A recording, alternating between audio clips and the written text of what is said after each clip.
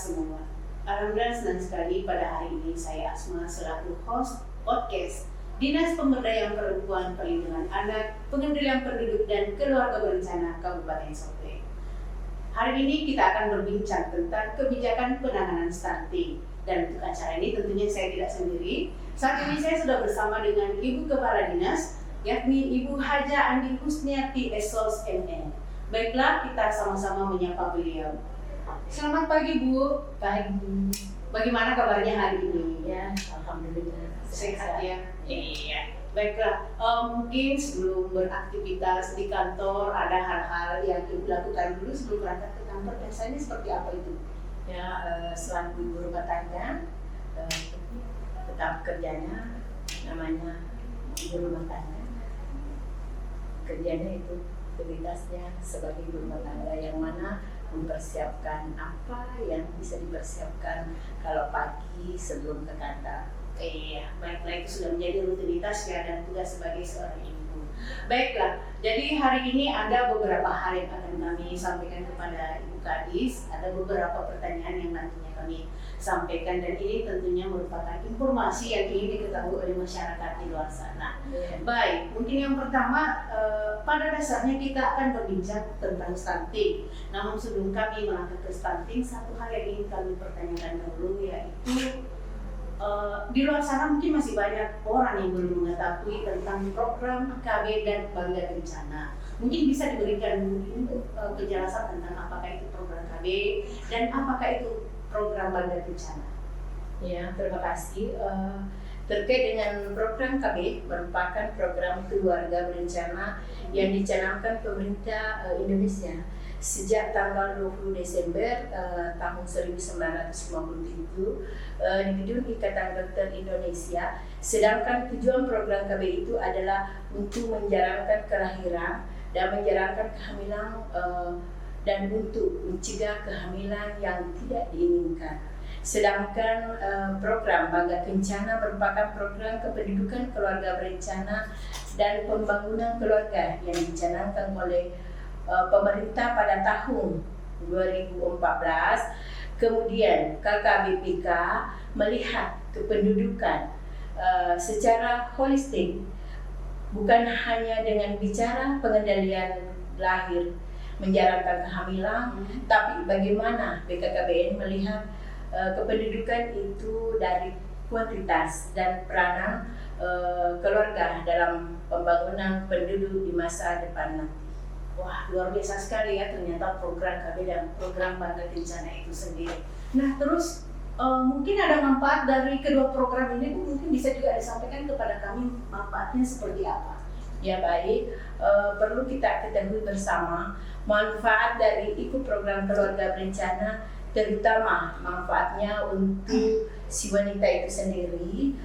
Yang pertama, dengan pengendalian kehamilan, wanita mempunyai waktu untuk mengurus dirinya sendiri, merawat kesehatan dan juga untuk bayi yang dilahirkan akan sehat, dan manfaatnya untuk ekonomi di mana keluarga akan lebih sehat karena kelahiran dari seorang bayi yang telah direncanakan terlebih dahulu. Kemudian dengan adanya program keluarga berencana akan lebih sejahtera dan bisa mencegah timbulnya penyakit yang tidak diinginkan pada masa kehamilan maupun setelah melahirkan, dan tidak kalah pentingnya agar bayi tidak stunting. Wah, ternyata di sana benang merahnya ya.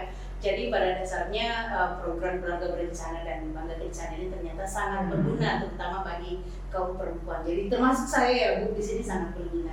Baik, jadi tadi ada yang disinggung masalah pembangunan keluarga, bagaimana sebuah keluarga itu bisa menjadi lebih baik melalui program KB maupun Bangga Kencana dilihat dari sisi manfaatnya tadi. Sehingga saya ini tergelitik untuk bertanya lagi tentang apa sih pembangunan keluarga itu? Yaitu pertama, pembangunan keluarga tentunya bertujuan untuk meningkatkan kualitas keluarga agar dapat timbul rasa aman, tentram, dan harapan masa depan yang lebih baik untuk mewujudkan kesejahteraan lahir dan batin. Nah, sesuai dengan RPJMN 2020 sampai 2024. Indeks pembangunan keluarga merupakan indikator keberhasilan dan kebijakan pembangunan keluarga di tingkat nasional. Iya.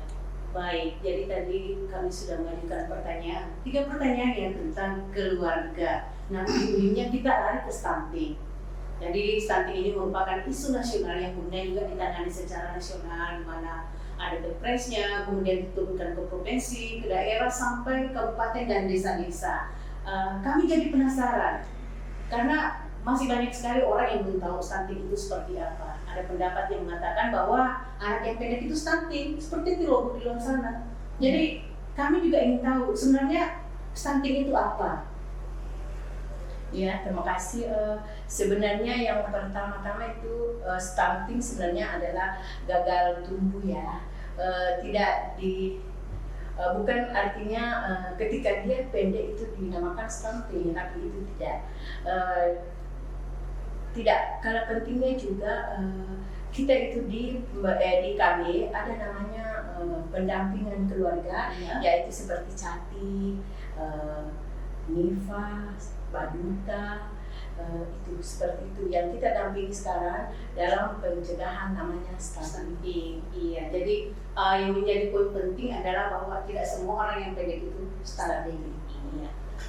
Kemudian penyebabnya stunting kira-kira apa ya?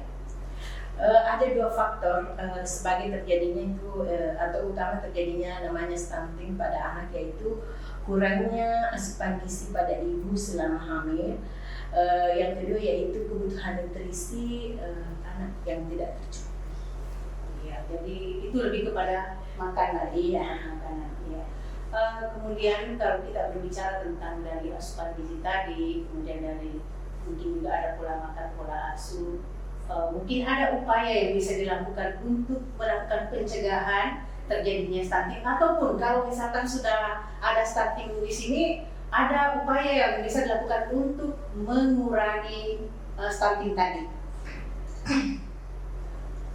Nah, ini juga perlu saya sampaikan mungkin artinya di pemberdayaan perempuan itu ada namanya pendampingan keluarga yang berisiko. Nah, kita juga mengangkat namanya Bapak Asuh untuk penanganan stunting. Makanya di Sopen itu ada kegiatan semua OPD itu dijadikan landasan untuk pencegahan stunting. Makanya di Sopen diangkat semua OPD termasuk dan di Pak Kapolres dijadikan sebagai Bapak Asuh untuk penanganan stunting. Ya, kalau seperti saya bisa jadi anak asuh? Bisa. Baik, saya melangkah ke pertanyaan selanjutnya. Ini terkait dengan nikah muda. Jadi ada juga rumor yang mengatakan bahwa salah satu penyebab stunting itu karena terjadinya pernikahan di usia muda. Nah, kalau memang jodohnya pada umur 18 tahun, ya bagaimana lagi nih Bu? Apa ada penjelasan terkait nikah muda ini? Memang sih jodoh yang nggak ada yang tahu. Nah, saya jelaskan dulu kenapa sih nggak dianjurkan nikah muda. Iya. Ini nikah terlalu muda, bahasa gaulnya pernikahan dini ya. Pernikahan dini ini memiliki sejumlah risiko, terutama bagi kaum perempuan yang telah akan mengandung dan melahirkan nantinya. Menurut secara medis, anatomi tulang remaja itu terus tumbuh hingga usia 20 tahun. Namun karena adanya pernikahan dini dan dia hamil di usia 16 sampai 18 tahun membuat pertumbuhan tulang berhenti sehingga tulang remaja perempuan tersebut keropos atau osteoporosis. Iya, berarti jadi perempuan yang hamil terlalu muda tulangnya tidak kuat dan cenderung pendek dan kemudian keropos, dan juga tentu bayinya tidak sehat atau stunting. Makanya kami tidak menganjurkan hamil di usia yang terlalu muda. Nah, di program BKKBN itu ada namanya 4 terlalu muda, terlalu tua, terlalu rapat, dan terlalu banyak.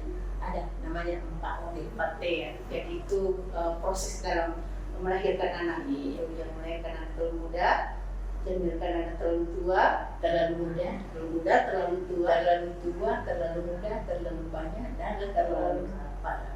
Iya, baik. Terus kira-kira bagaimana ini? Oke lah, katakan anaknya menikah muda, umur 16 atau 18 tahun. Sudah disampaikan jangan hamil dulu, karena itu tadi pertimbangan dari struktur tulang, kemudian lebih kepada anak yang dilahirkan nanti. Tapi bagaimana kalau tiba-tiba hamil? Tahu-tahu sudah hamil aja, pada umur baru 18 tahun misalnya. Bagaimana itu?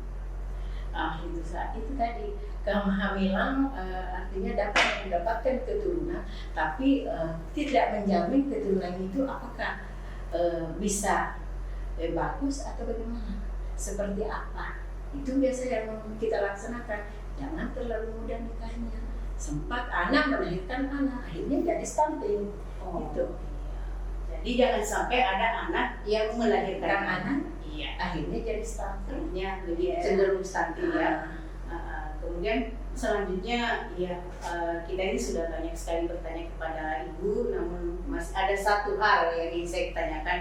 Ini barangkali yang menjadi pertanyaan pemungkas kita pada pagi hari ini terlebih kepada kebijakan atau langkah-langkah apa yang telah dilakukan oleh Dinas Pemberdayaan Perempuan, Perlindungan Anak, dan Pengendalian Penduduk dan Keluarga Berencana Kabupaten Sopeng dalam rangka menurunkan kasus stunting di Sopeng.